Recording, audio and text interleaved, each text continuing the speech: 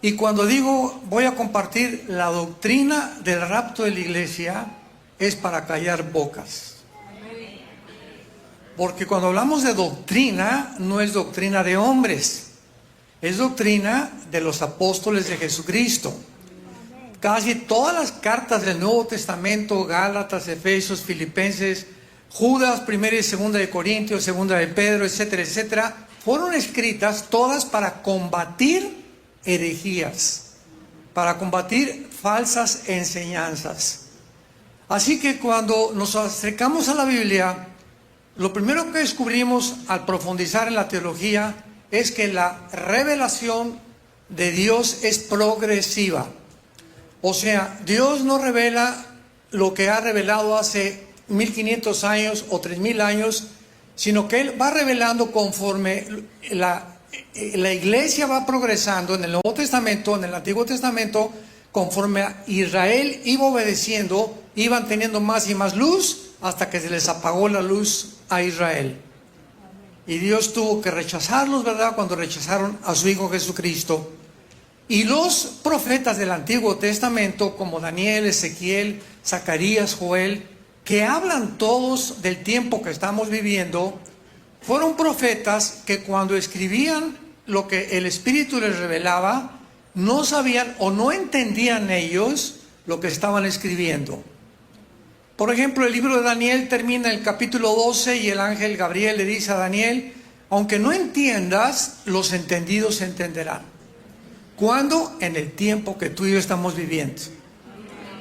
Así que jamás en la historia, escuchen esto, somos una generación privilegiada.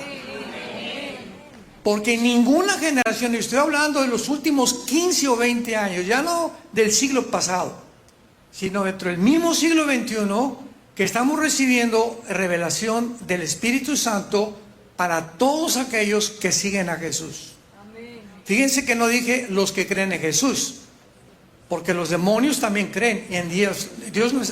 Satanás no es ateo. Dice Santiago 2 que los demonios creen y tiemblan. Te ganaron. Así que no se trata solamente de creer, porque la palabra creer implica seguir. Eso es lo que es un discípulo. La palabra matetus, discípulo en el griego, significa el que sigue a otro. La doctrina del rapto de la iglesia, como Dios ha considerado que estamos ya en la última generación, hemos llegado al final de la historia. De esto, el día y la hora nadie la sabe, pero sabemos por las señales desde 1948 que Israel regresó a la tierra, que ahí comenzó hace aproximadamente 75 años la cuenta regresiva de las profecías finales. Porque si Israel no hubiera regresado, Ezequiel 38 y 39 no se hubiera cumplido, Joel capítulo 3 no se hubiera cumplido, Zacarías 12 y 14, Malaquías 3, ninguna de las profecías de los profetas hebreos podían cumplirse hasta que Israel regresara a su tierra. Así que es un momento culminante en la historia, el regreso de Israel. Y Dios, ¿verdad?, ha considerado que como ya se acerca el tiempo en que venga por nosotros, pues más le vale, ¿verdad?, más nos vale a nosotros que despertemos a la realidad que el próximo evento profético es el rapto de la iglesia.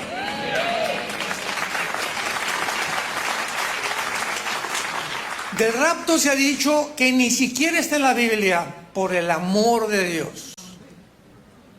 Arráncale a la Biblia, 1 Tesalonicenses 4, 1 Corintios 15, Juan capítulo 14. Digo, si no está en la Biblia, pues entonces arráncale esas hojas a la Biblia. Que fue inventada por los hombres, por un hombre llamado John Darby hace 2 siglos y por la Biblia Scofield.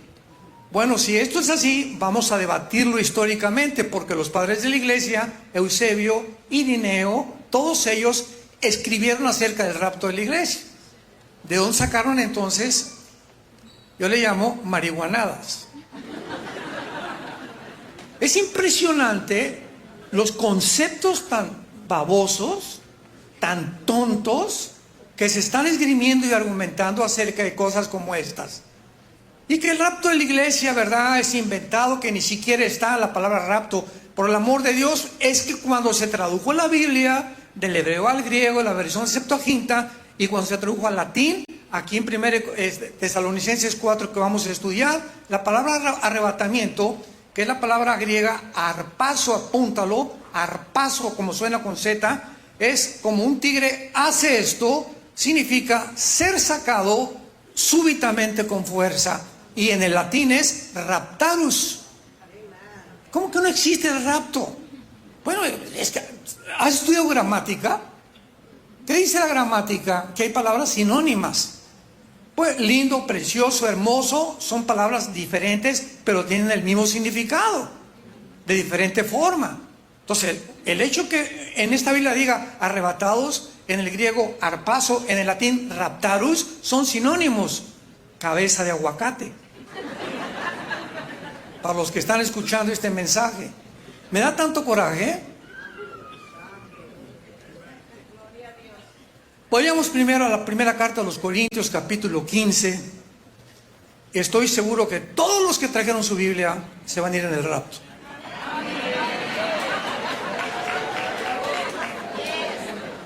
Venir en estos tiempos a la iglesia sin Biblia, ya mejor no sigo hablando. Tenemos que amar la palabra de Dios. Yo no puedo estar en una clase de química sin el libro de química, por el amor de Dios. No puedo estar en una clase de física sin el libro de física, o en matemáticas sin el libro de álgebra. 1 Corintios 15, 51 adelante. Vamos a desmenuzar todo esto. Dice el apóstol Pablo, versículo 51. He aquí os digo un misterio. Nos detenemos aquí. Apúntalo. La palabra misterio es la palabra griega musterión. Si no trajiste la Biblia, apúntalo ahí en un Kleenex o en lo que quieras. Musterión, que significa una verdad no revelada en el Antiguo Testamento. Cada vez que veas en el Nuevo Testamento, Efesios 3, el misterio de la iglesia, el misterio de la esperanza, el misterio de Cristo, es porque en el Antiguo Testamento los profetas no entendían ni conocían esta nueva revelación.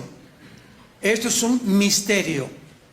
La doctrina del arrebatamiento de la iglesia, que consiste en que en un grupo de cristianos de nuestra época, estoy seguro ya que vamos a ser nosotros, tal vez, Dios lo quiera, no vamos a experimentar lo que es morir.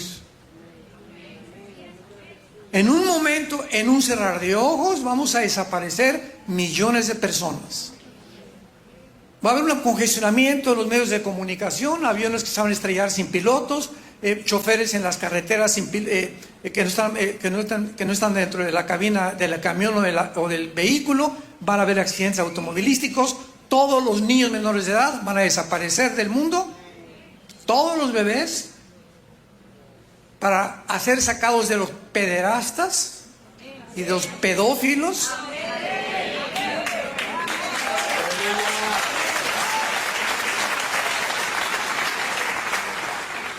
Entonces, esto no existía, esta doctrina no existía en el Antiguo Testamento. En el Antiguo Testamento solamente hay el caso de dos hombres, Enoc, Génesis 5, y Elías en Segunda de Reyes, que fueron sacados sin morir al cielo.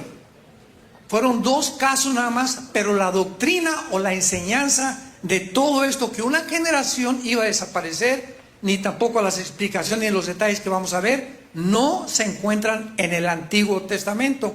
Por eso Pablo comienza diciendo, vengo a revelarles algo no revelado en el Antiguo Testamento. Y fue a Pablo, no a Pedro, ni a Juan, ni a Santiago, ni a Mateo, ni a Lucas, a ningún apóstol, a ningún discípulo le fue revelada la doctrina del rapto de la iglesia. Esto pertenece a la soberanía de Dios. Le habló a Pablo, tal vez porque Pablo era un hombre letrado, era politólogo, ¿verdad? Y además educado conforme a la tradición judía. Era un hombre sumamente inteligente, que Dios lo tuvo que mandar 15 años a un desierto de Arabia para humillarlo y hacerle ver que no, sus conocimientos tenían que ser reprogramados otra vez. Pero él fue a quien Dios le agradó revelarle esta doctrina. Muy bien. ¿Cuál es este misterio? Lo dice el versículo 51, que no todos dormiremos. La palabra dormir se usa en la Biblia, en el Nuevo Testamento, para la muerte. ¿Por qué? Cuando yo me acuesto, cuando nos vamos a dormir, tenemos tres estados: el estado consciente, inconsciente y subconsciente. Muy bien. Me acuesto y nos dormimos y entramos, nos desconectamos de el consciente y nos transportamos a un subconsciente, donde no estoy muerto. Sin embargo, no estoy consciente de lo que está pasando a mi alrededor. Si alguien llega y me avienta un vaso de agua fría, regreso a la conciencia, pero como si estuviera muerto. Pero nunca estuve muerto, porque el espíritu, aún dormidos, sigue trabajando en nuestra vida de subconsciente. Entonces se usa la palabra dormir precisamente por eso, porque cuando una persona o un cristiano se muere, no digan se murió mi tía. Billy Graham, cuando murió, dijo: no digan que estoy muerto, estoy más vivo que nunca. Entonces estamos solamente desconectados del mundo terrenal, pero seguimos conectados, súper conectados con la dimensión espiritual a la cual realmente pertenecemos. Entonces, ningún cristiano va a morir en este sentido. Simplemente atravesamos un túnel donde seguimos viviendo como el cocuyo rompe su caparazón y sale la mariposa. Así nosotros, el día que muramos, es el día más glorioso de nuestra vida. Bienaventurados los que mueren en el Señor, porque han descansado de sus obras. He aquí una verdad que no ha sido revelada: no todos vamos a morir, pero todos seremos transformados. ¿Por qué? Porque el momento que venga el rapto, lo vamos a explicar muy claramente. Tú vas a estar aquí sentado tal vez, o manejando, no sé, nos va a agarrar de diferentes lugares este suceso. Tu ropa va a quedar completamente en el suelo, pero este cuerpo que tú y yo tenemos está regido por leyes cósmicas, la ley de la gravitación, la primera y la segunda ley de la termodinámica, las leyes de nucleares, etcétera, etcétera. Y este cuerpo no puede salir y entrar a otra dimensión, que es la dimensión de Dios o del cielo, con el cuerpo que tenemos, porque la carne y la sangre no pueden heredar la incorrupción.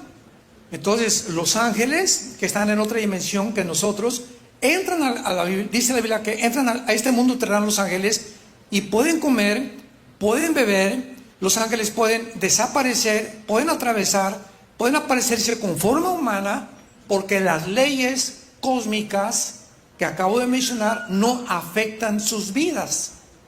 Jesucristo, cuando resucitó, la ley de la gravedad no operó en su cuerpo. Venció la ley de la gravedad. Se elevó venciendo la ley de la gravedad porque tiene un cuerpo resucitado. Entonces, cuando nosotros venga Cristo por nosotros, nuestro cuerpo tendrá que ser transformado en una fracción de segundo. Pero vamos a ver después que no te vas a parecer ni a Rambo ni a Madonna tampoco. En un momento, versículo 52, así, y cerrar de ojos a la final trompeta, porque se tocará la trompeta y los muertos serán resucitados, ahí está, incorruptibles, y nosotros transformados. O sea, se murió la semana pasada tu abuelita, hace un mes tu papá, hace 10 años alguien cristiano. Ellos, los que murieron antes que a nosotros nos toque el rapto, ellos van a resucitar primero que nosotros. Entonces viene ahorita el rapto en 10 minutos y todos esos muertos van a resucitar, y nosotros, como no vamos a morir, seremos transformados.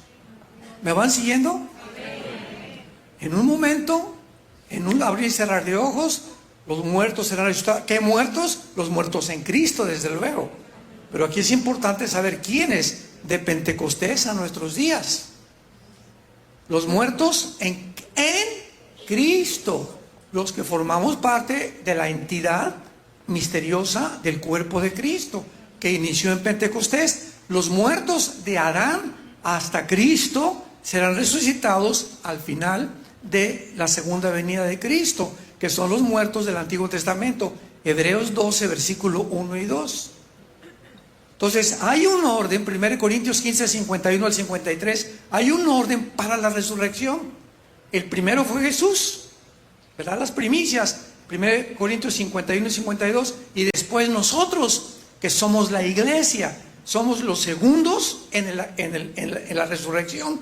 Después vendrán los que van a resucitar en la tribulación, después al final de la tribulación, después los que van a presentar, después los 2 testigos que van a morir y van a resucitar, y después al final del milenio habrá otra resurrección, y todas las resurrecciones forman parte, se llama la primera resurrección, que pertenece a los escogidos, a los salvados, a los creyentes. La segunda resurrección son la de los incrédulos, que se presentarán, Apocalipsis 20 del 11 al 15, al lago de fuego, donde el juicio final es el gran trono blanco.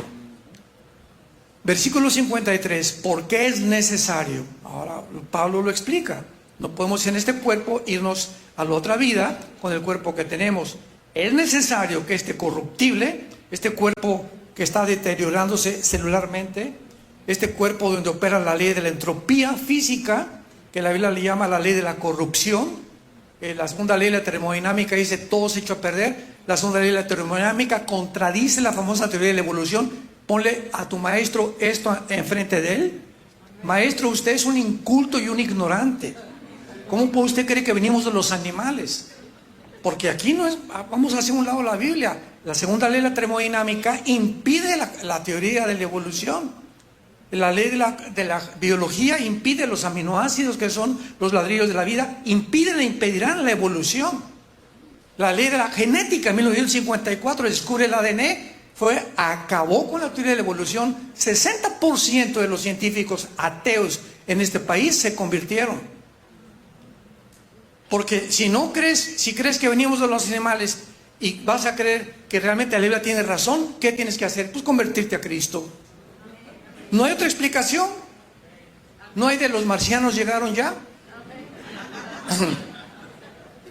Muy bien, ahora vayamos rápidamente a primera de Tesalonicenses, que es donde el apóstol Pablo, con más detalles, nos va explicando esta doctrina maravillosa, este próximo evento profético que vamos a enfrentar, tal vez de nuestra generación.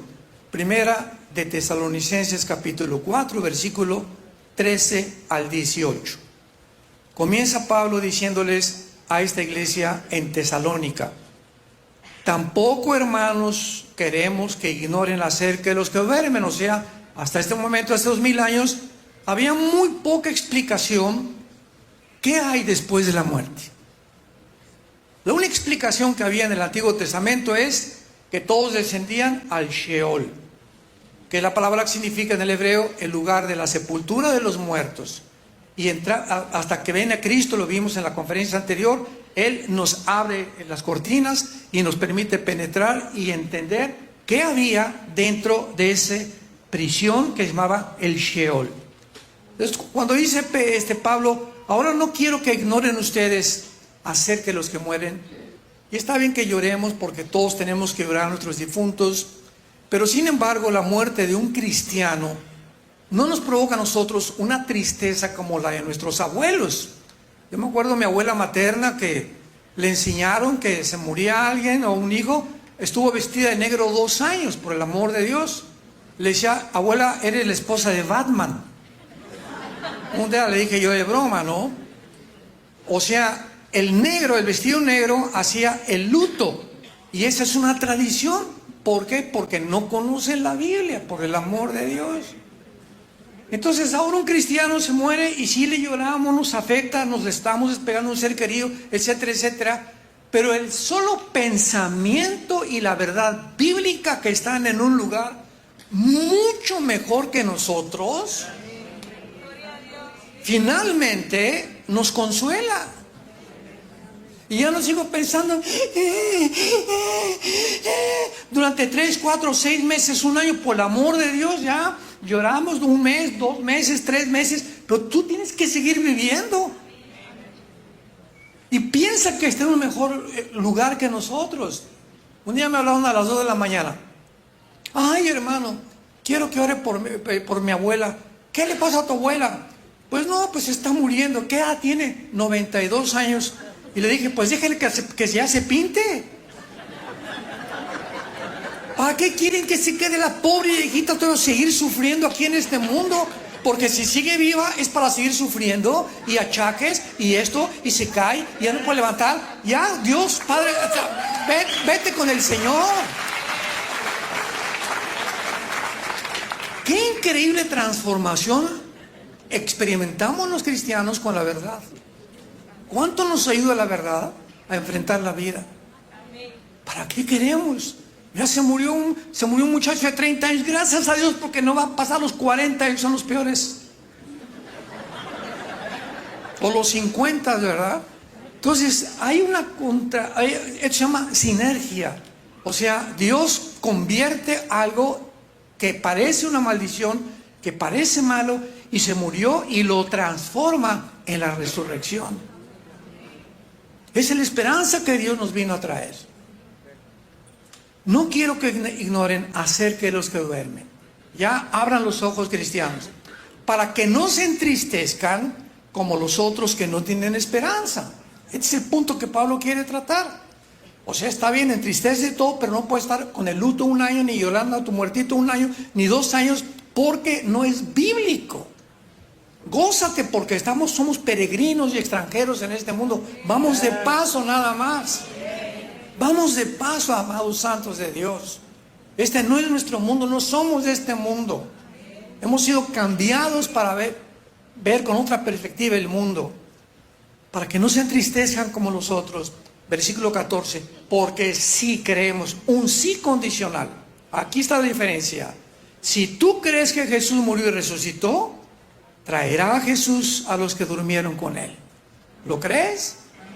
Gózate y alégrate, ya nos vamos. Por lo cual les decimos esto en palabra del Señor. Que nosotros que vivimos, o sea, ahorita los que estamos aquí, los que habremos quedado, los que murieron, a los que murieron antes que nosotros, los que habremos quedado hasta la venida del Señor, no precederemos a los que durmieron. O sea, no vamos a resucitar primero que nuestros antepasados que murieron antes que nosotros. Ellos van a ser primeros. Lo vuelvo a repetir por segunda vez. Se murió hace 3 años tu abuela, tu papá, tu tío, un ser querido. Ellos son los primeros en resucitar. E inmediatamente cuando ellos resuciten, nosotros los seguimos y encontramos a Jesús en el aire. Porque el mismo Señor, con voz de mando, con voz de arcángel, vendrá el arcángel Miguel y todos los ángeles del cielo vendrán en este espectáculo que nadie va a ver, nadie va a oír más que nosotros. Va a ser algo invisible. La segunda venida de Cristo es visible. En la primera venida Él viene por nosotros en el aire y no pisa Cristo la tierra. Esta es la diferencia entre el rapto y la segunda venida. Porque hay muchos que enseñan que el rapto y la segunda venida es el mismo evento. Por favor, hay que estudiar un poco más la Biblia.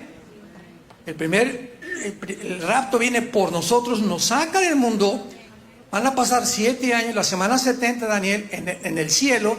Allá 1 Corintios 3, del 10 al 15, Romanos 14, 10. Vamos a estar en el tribunal de Cristo juzgándonos Dios, evaluándonos, para que cuando bajemos con el milenio, ya Panchito allá arriba fue juzgado, va a sentarse a juzgar junto con el rey David. David va a estar como vicerrey en Jerusalén, dice Ezequiel capítulo 37, y Panchito también un trono, Lupita también fue muy fiel, otro trono para ella, y va a haber coroneles, cabos, tenientes coroneles y soldados rasos. Los cristianos que pasaron de panzazo.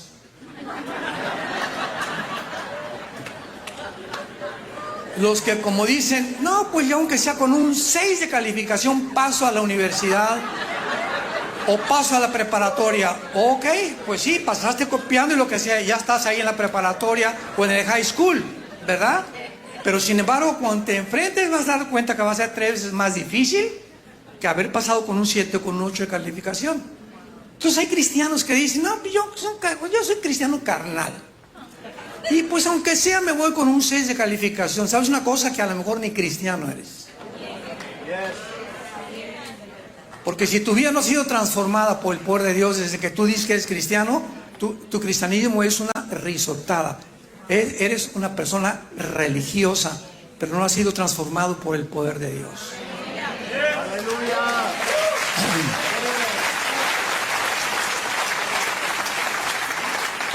El mismo Señor descenderá del cielo. Ya vimos, los muertos en Cristo son los primeros en resucitar, luego nosotros. En segundo lugar, los que vivimos, o sea, los que estemos vivitos y coleando, ¿verdad? Los que hayamos quedado, o sea, tal vez nuestra generación, seremos sacados del mundo. Seremos arrebatados. Seremos raptados juntamente con ellos en las nubes para recibir al Señor allá en el aire. Y así estaremos siempre con el Señor. Por tanto, aliéntense unos a los otros con estas palabras. Esta doctrina es tan atacada porque en la segunda carta de Pedro, capítulo 3, él previó que en los últimos tiempos vendrían burladores. No, ¿cómo es posible? Ustedes siempre predican a Cristo desde el siglo pasado, 2 siglos, de que Cristo viene, que Cristo viene, que Cristo viene. ¿Y qué? También a él se le dijo, y a Pablo en el Apocalipsis, ¿verdad? El tiempo está cerca. Hoy, como hace 2000 años que el tiempo está cerca. Sí, porque entiende algo. El tiempo está cerca cuando te mueras. Y si Jesús no viene en 50 años, el día que tú te mueras, ahí llegó el fin de tu vida. Y cuando llegues al fin de tu vida, se acabó el tiempo. Por eso dice, el tiempo está cerca, porque todos tenemos máximo 85, 90, 100 años de vida. No tenemos más. Por eso el tiempo está cerca. Mientras más envejecemos, más cerca estamos de encontrarnos con Jesús, cuando tenemos a Jesús en la vida. Ahora, muy bien. Dentro de esta doctrina del rapto, ha habido algunas controversias, como hay una secta que se llama los Testigos de Jehová. Ellos no creen que Jesús es Dios, no creen en el infierno.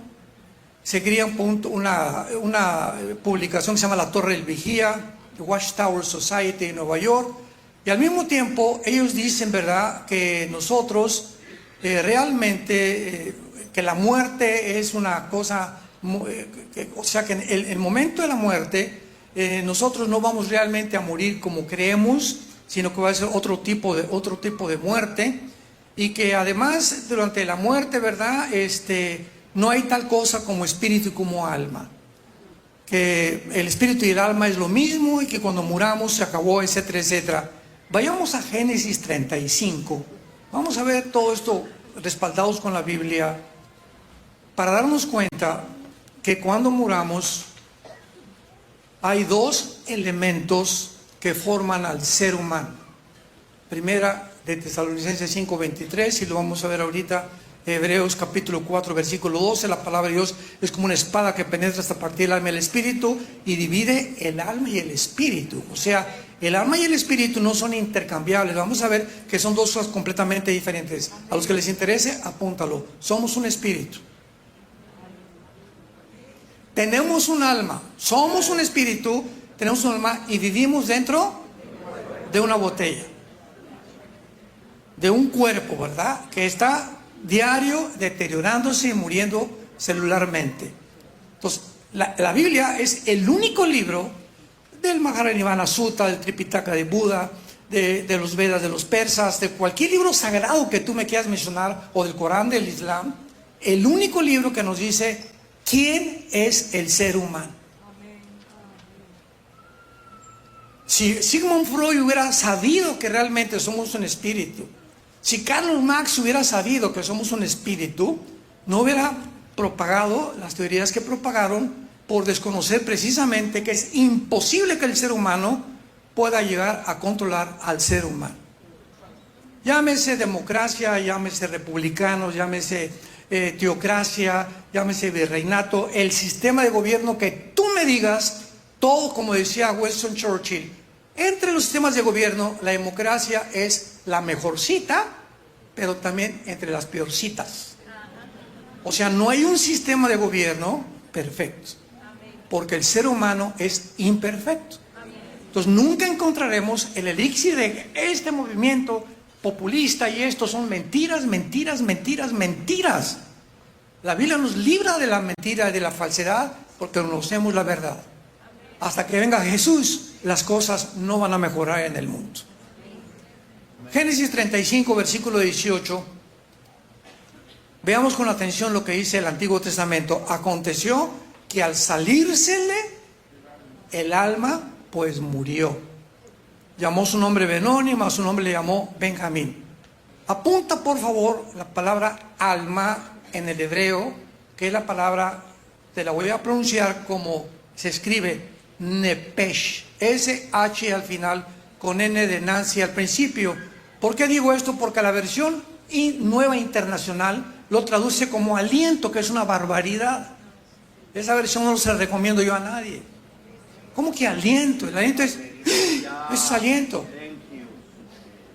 Al salirse el alma, nepej, se pronuncia porque el SH en el hebreo es con J, como Javier, nepej. Entonces vemos que al salirse el alma es algo que sale del ser humano y muere. Versículo 20. Y exhaló, o sea, lo mismo Isaac, el Espíritu. Aquí el Espíritu Santo usa otra palabra etimológicamente para determinar que el alma y el espíritu, si son dos palabras completamente etimológicamente diferentes, no pueden ser lo mismo. Porque la palabra espíritu en el hebreo es ruach, con R de Raúl y CH, se pronuncia ruach. Ruach el Kadosh, el Espíritu Santo. Entonces, cuando morimos, se salen dos cosas de nosotros.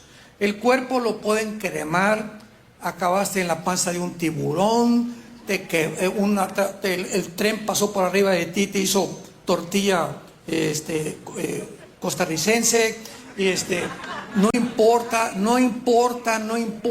la forma como muramos, lo que le hagan al cuerpo, el cuerpo se desbarata de la forma. Los cristianos del primer siglo los quemaron, hacían teas vivos con ellos. O sea que no importa, ¿verdad? Yo estoy más a favor de la cremación que de un entierro, porque es todo mercantilismo.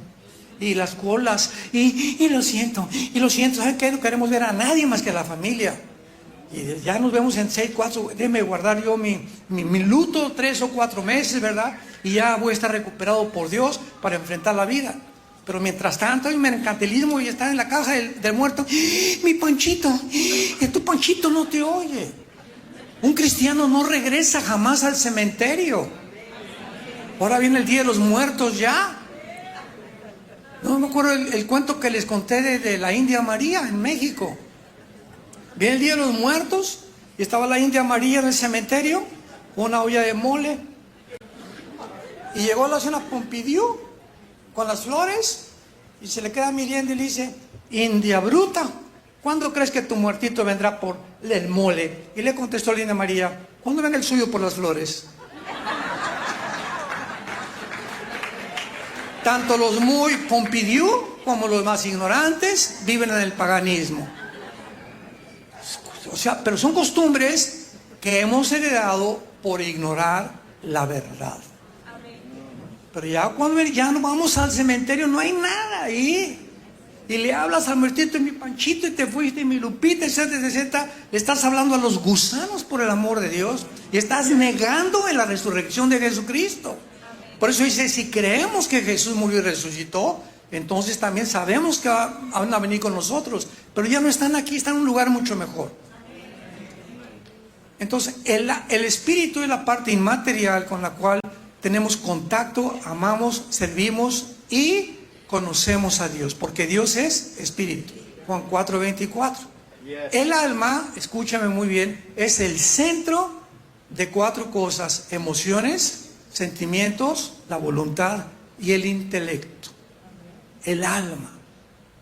Por eso peligrosísimas las emociones y los sentimientos, porque son engañosos. Veamos rápidamente en Jeremías 17. Jeremías 17, esta verdad. Esta revelación bíblica es maravillosa.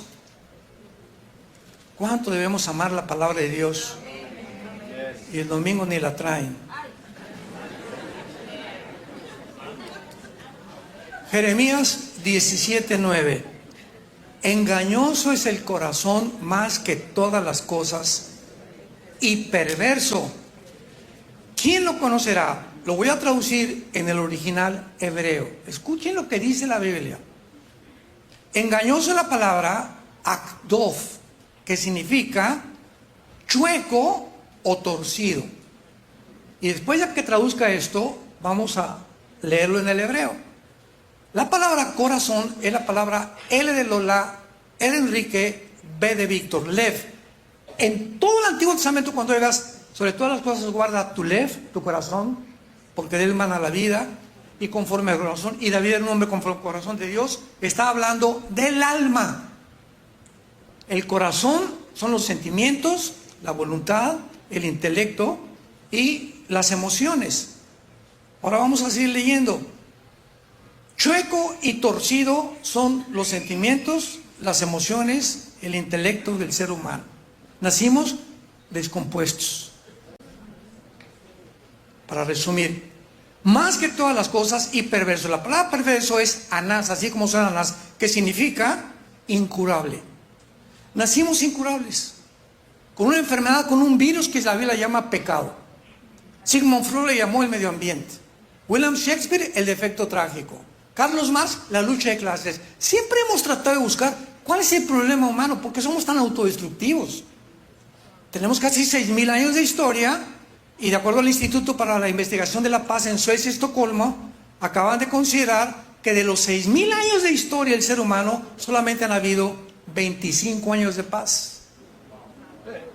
O sea, ¿qué es la historia humana? Guerra tras guerra, tras guerra, tras guerra, tras guerra, revoluciones, golpes de Estado. ¿Por qué? Entonces nos metemos a creer que con nuestro intelecto limitado y con nuestros descubrimientos y ahora con la inteligencia artificial vamos a tener más ayuda. Porque desconocen la forma y no han considerado la revelación humana de quiénes somos. Perverso y engañoso son nuestros sentimientos, conocimiento y nuestro intelecto. Cuando viene Jesucristo, Él comienza a desprogramarnos, o sea, en otras palabras, nacimos envirulados. Ya me van a entender los jóvenes. Con un programa que, o sea, tú haces lo que haces y te formas y fumas y tomas y fornicas y adulteras y robas y comes fraudes y desconfías de todo el mundo porque traes un programa con virus. Y viene de nuestros antepasados, desde Adán hasta nuestros días. ¿Qué es el cristiano? Una persona que recibe un nuevo programa que viene del cielo y está en este libro.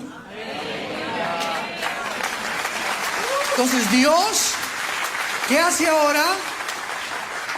Hijo, te dice, hija, quiero que sea una cosa. De aquí en adelante, ya no te guíes en Marx, en Freud, en Jean-Paul Sartre, en Friedrich Nietzsche, en todo el politólogo, el escritor, el filósofo que tú me quieras mencionar. Guíate en mi Hijo, que es Dios hecho carne, que vino al mundo para dejarnos este libro, para propagar en el mundo y dar testimonio al mundo de mis leyes morales, de mis códigos de conducta y del amor que les tengo eterno.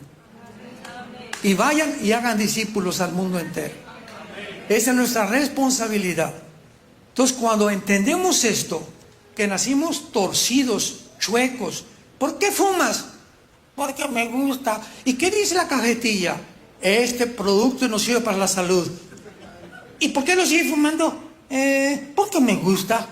O sea, que no sabes que estás destruyendo tus pulmones, tu tráquea, tus dientes, los alveolos pulmonares, tu sangre. Sí. ¿Y por qué lo sigues haciendo? No, chepo. ¿Por qué te emborrachas? Te va a dar cirrosis en el hígado, vas a acabar divorciándote, produciendo problemas a tu esposa, a tu matrimonio, a tus hijos, a tu trabajo. ¿Por qué lo haces? Nos damos cuenta, Romanos 7, que lo que hacemos no lo entendemos. ¿Saben qué significa esto? Que no es verdad que nos guía la razón. Somos guiados por las pasiones.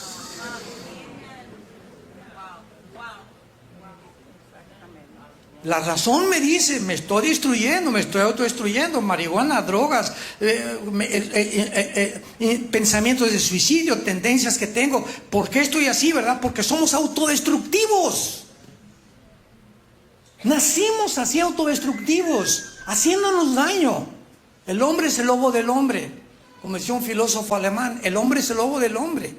No hay peor enemigo, no es tu suegra tu enemiga, ni tu esposa, ni tus padres, eres tú.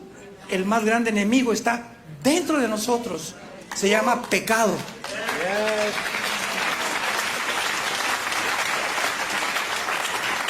Y cuando dice la Biblia en Jeremías 17:9 que es incurable, o sea, perverso, la palabra incurable, significa que no hay ningún antídoto encontrado en este mundo que pueda cambiar la condición humana más que la sangre de Jesucristo.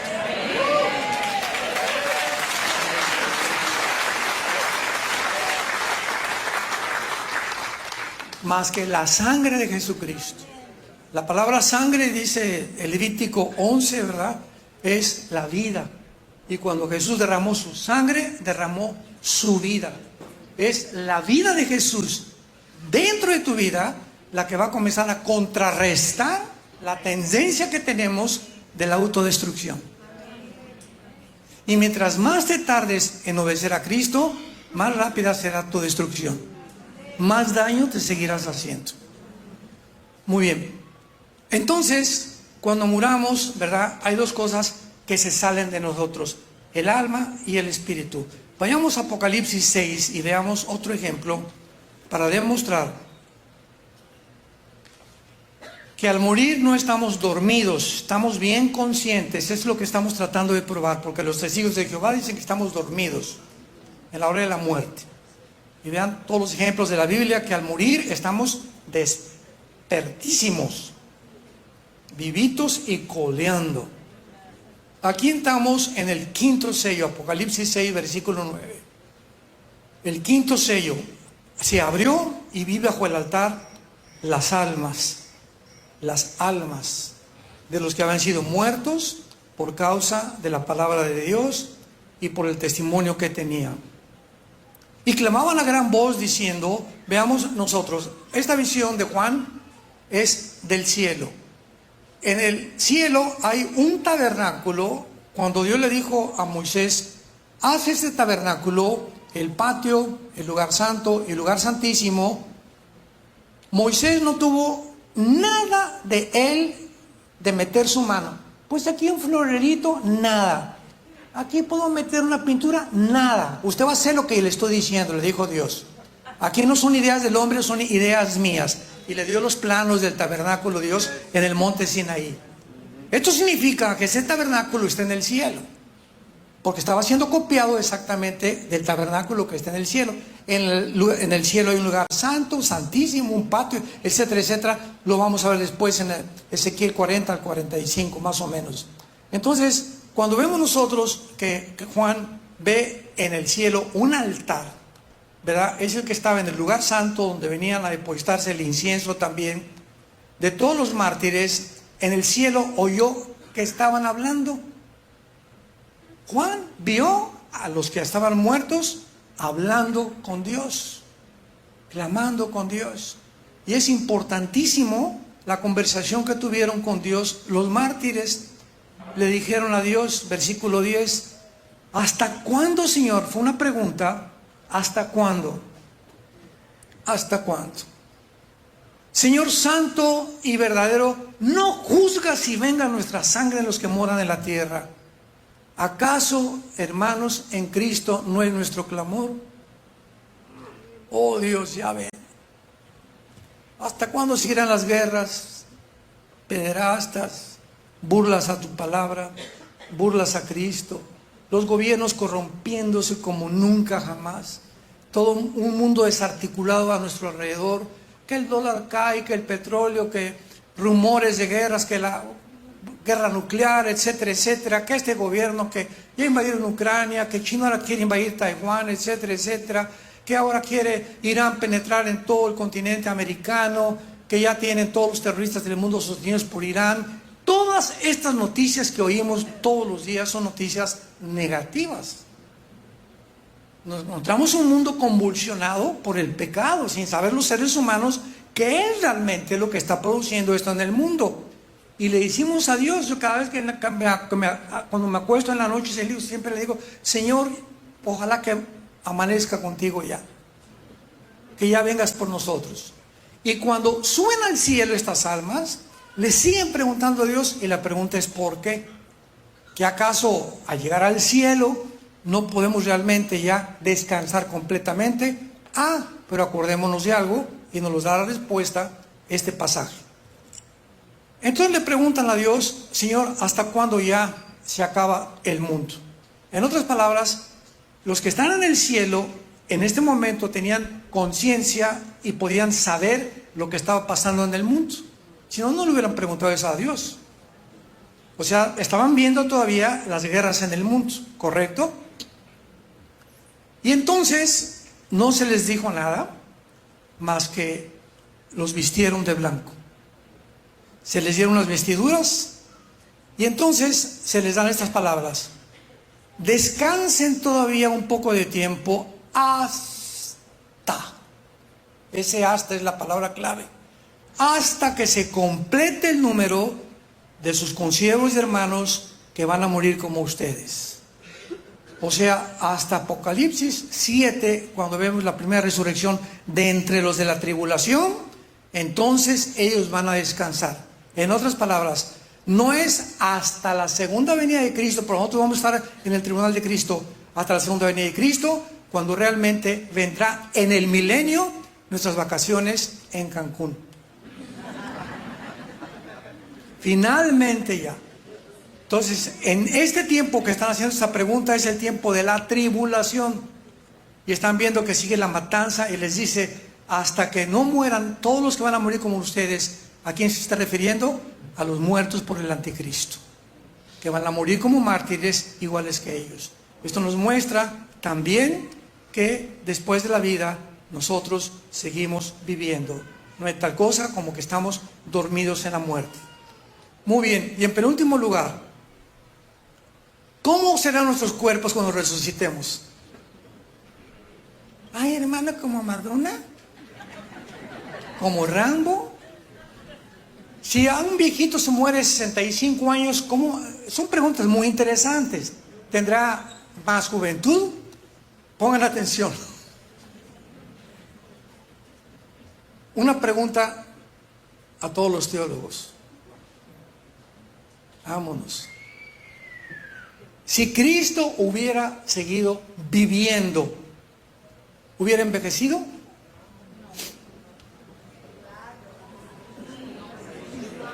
O sea, ¿hubiera muerto?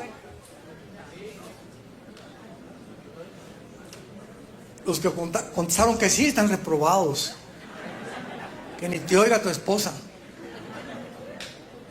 Si Cristo hubiera seguido viviendo, ¿hubiera envejecido? No. Con calma. ¿Por qué? Porque lo que produce el envejecimiento es el deterioro celular y envejecemos por causa del pecado. La paga del pecado es la muerte. Jesús no pecó. Entonces, si Él no hubiera muerto en la cruz, de todas maneras, Dios consideró, aquí está el secreto, Dios consideró que a los 33 años que es la edad de Jesucristo, es el pináculo de la juventud. Después de los 33, ya vamos de bajada a todos. La máxima juventud y desarrollo del metabolismo del ser humano es hasta los 33 años. Después de los 33, Cristo no podía llegar a los 34 ni a los 35 tampoco. Él tenía que morir. Y Dios escogió, no al azar ni por una coincidencia, 33 años. Porque Él sabía que a esa edad Él tenía que morir. Es el pináculo de la juventud del ser humano. ¿Qué significa esto? Vayamos a Filipenses capítulo 3.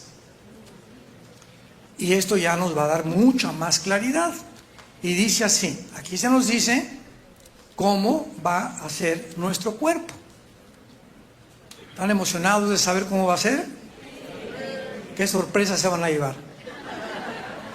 Filipenses 3, versículo 20 y 21. Mas nuestra ciudadanía está en los cielos, de donde también esperamos al Salvador, al Señor Jesucristo, el cual transformará, o sea, es la palabra metamorfosis, cambiará de forma el cuerpo nuestro, y se le llama de nuestra humillación, para que sea semejante ¿A qué? ¿A cuál?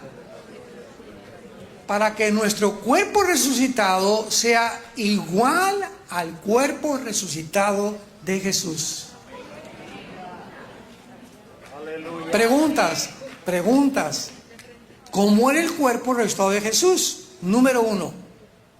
Jesús abre sus manos en la cruz y los soldados romanos tenían órdenes de que todos los crucificados se les rompieran los meniscos de las rodillas para asegurarse que esta víctima estaba muerto, porque si algún crucificado bajaba y todavía comenzaba a hacerse así, a los soldados romanos los mataban bajo pena de muerte.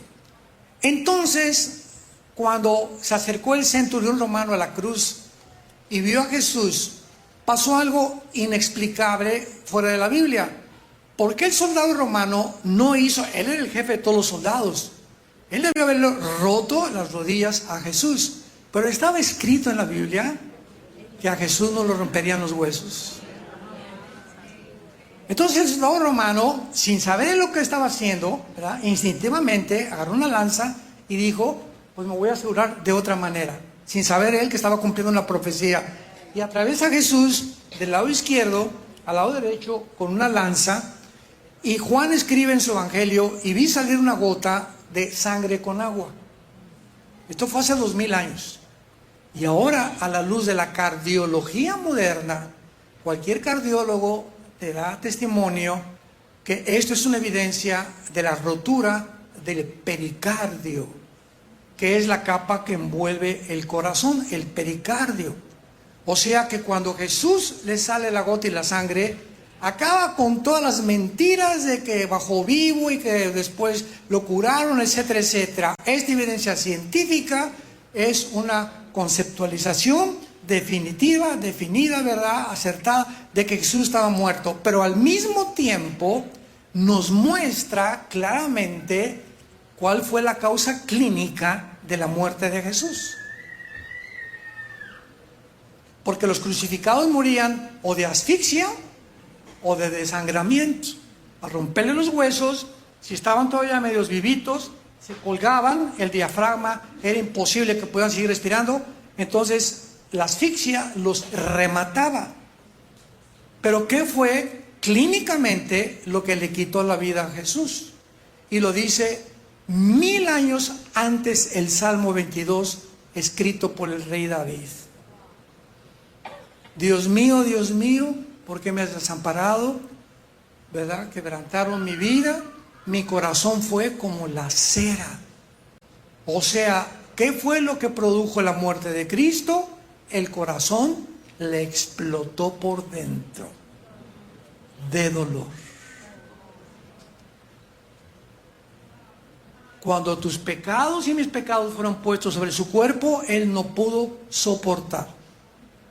El dolor de una mujer que está pariendo no se compara al dolor más grande de un hijo que perdimos o de un nieto, lo que sea, que nos sentimos que nos morimos, que el corazón se nos quiere parar.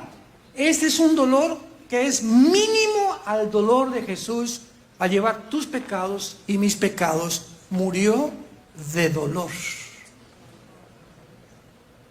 Y esta es la razón por la cual la Biblia nos muestra que el Cristo resucitado, lo primero que ya no tenía era sangre. Pero qué interesante que cuando Cristo resucita, ya era un cuerpo sin sangre, ¿correcto? Porque ahorita la vida del cuerpo está en la sangre, dice la Biblia. Pero cuando Jesucristo resucita, come pescado, halibú, come miel con los discípulos en el camino de Maús, Lucas 24. Entonces, el cuerpo resucitado de Cristo sin sangre mantenía todavía un aparato digestivo y circulatorio diferente al que tenemos nosotros. Entonces, nuestro cuerpo resucitado ya no va a tener sangre. Número 1.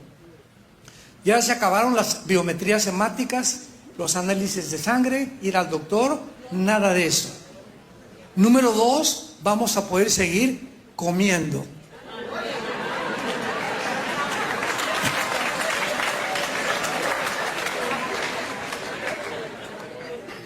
Nuestras características del nuevo cuerpo, vamos a ir comiendo Génesis 18, baja Dios Padre, Génesis 18, baja Dios Padre a visitar a Abraham y a Sara.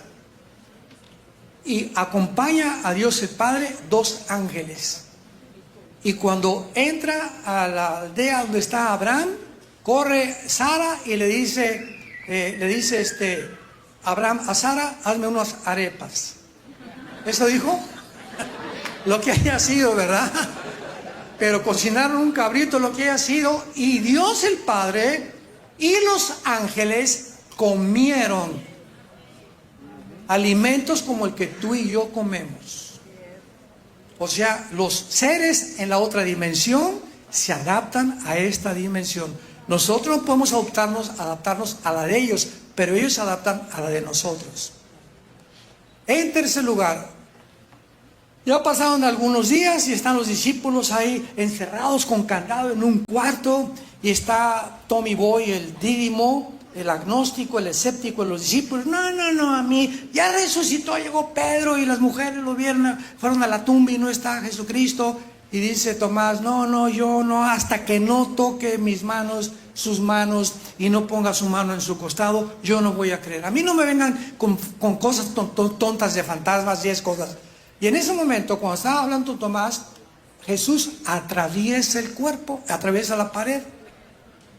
Vean el fenómeno. Atraviesa la pared del cuerpo resucitado, o sea, se materializa y desmaterializa a voluntad. Y al atravesar la pared del cuerpo pasa algo tremendo. Tommy Boy, come here.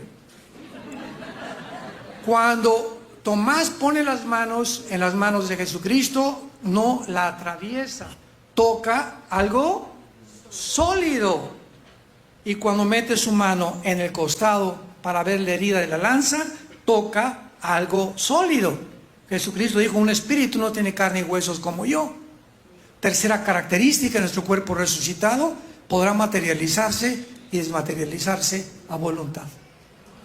Aleluya.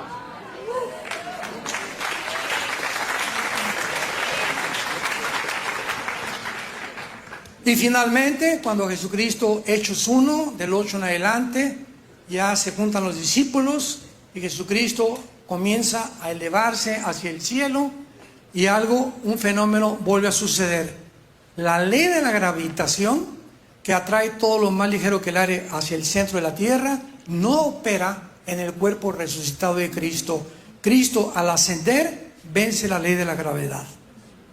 O sea, las leyes físicas que operan ahorita en el universo no operan de la misma manera ni en los ángeles, ni en esta dimensión, ni operarán cuando resucitemos. Todas estas características van a funcionar.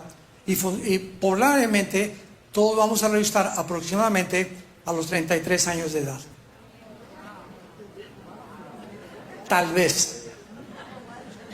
Los menos guapos.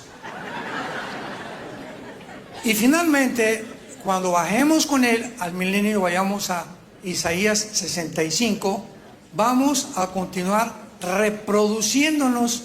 Ay, hermana, pero ¿cómo que nos vamos a reproducir si los ángeles en el cielo no se casan ni se dan en casamiento? Lee la Biblia, por el amor de Dios. A mí no me digas nada. Lee la Biblia. Isaías 66. Versículo 17 al 25, para terminar, está mencionando la vida de nosotros en el reino milenial o en el reino mesiánico que Dios le prometió a Abraham, a Isaac, a Jacob, a los profetas, a los apóstoles, a los discípulos. Jesucristo habló de él y que nosotros conocemos a través de la revelación de la palabra de Dios. El reino que establecerá Cristo finalmente en el mundo.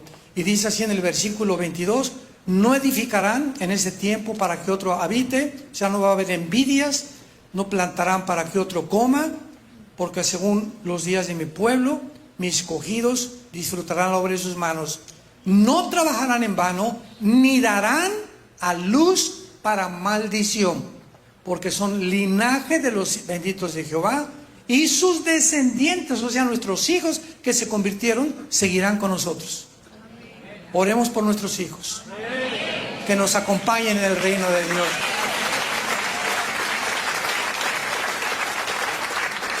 Pues me preguntó, oye, es que en el milenio no nos vamos a reproducir. ¿Cómo vamos a reproducirnos?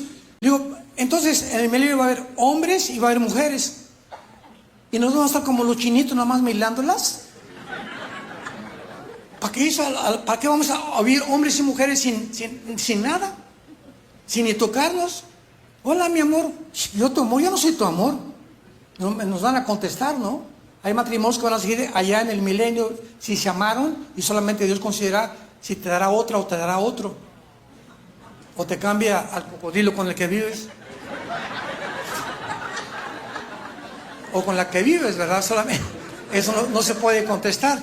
Pero en el milenio, si hay hombres y mujeres durante 1000 años y van a seguir naciendo las personas, ni modo que sean los hijos de los chivos o de los borregos.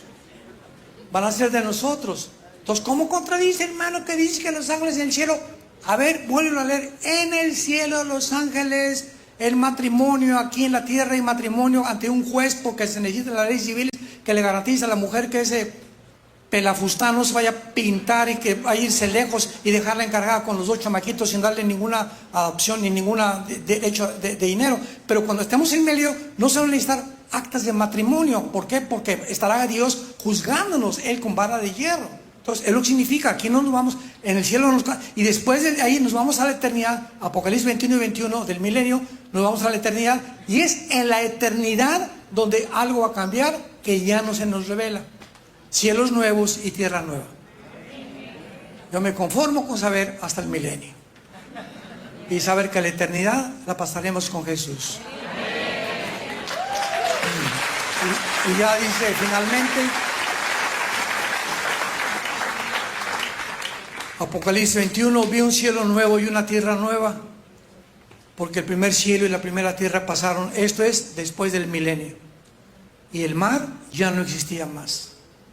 Yo, Juan, vi la santa ciudad, la nueva Jerusalén, descender del cielo de Dios, dispuesta como una esposa ataviada para su marido.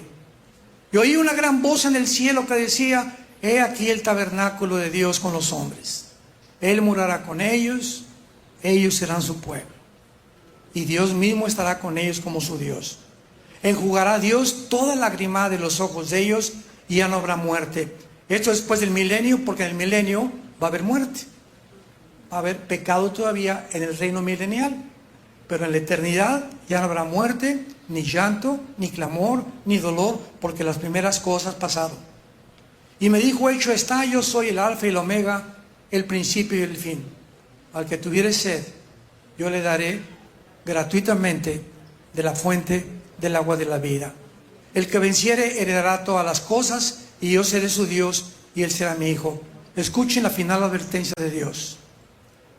Pero los cobardes e incrédulos, los abominables y homicidas, los fornicarios y hechiceros, los idólatras y todos los mentirosos tendrán su parte en el lago que arde con fuego y azufre, que es la muerte segunda. Pregunta: ¿quién encabeza esta lista? No los asesinos, los pedófilos, los cobardes. ¿Por qué encabezan la lista los cobardes? Porque la peor cobardía en este mundo que estamos viviendo es tener miedo de recibir a Cristo y que cambie nuestra vida.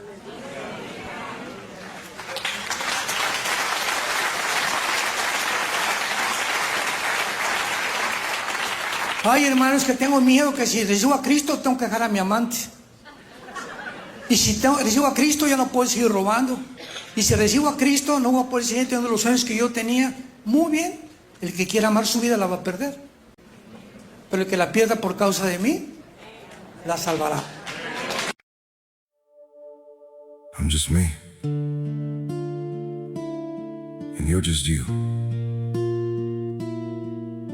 But somehow, that's everything we need.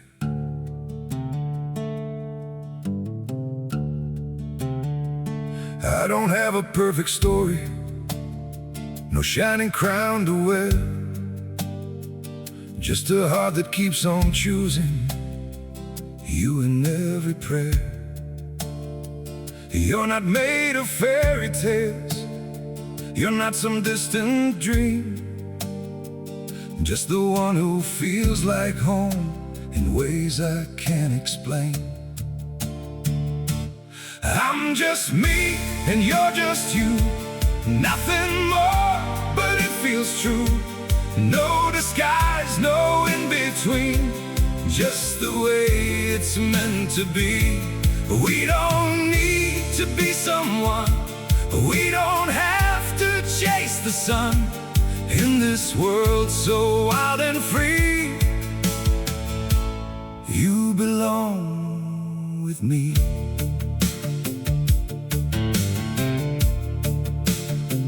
We're not written like a story people talk about for years, but in every quiet moment, you're the one I feel so near. I'm just me and you're just you. Nothing more, but it feels true. No disguise, no in-between.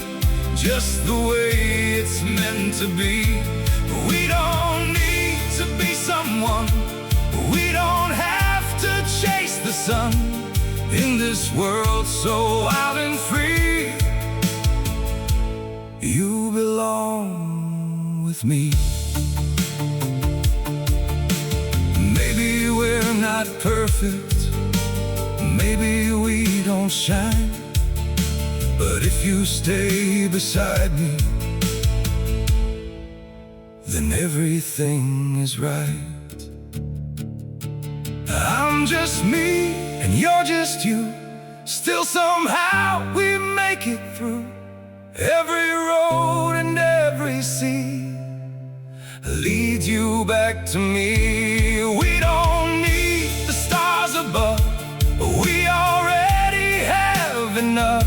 Simple hearts, one destiny. You're the one for me.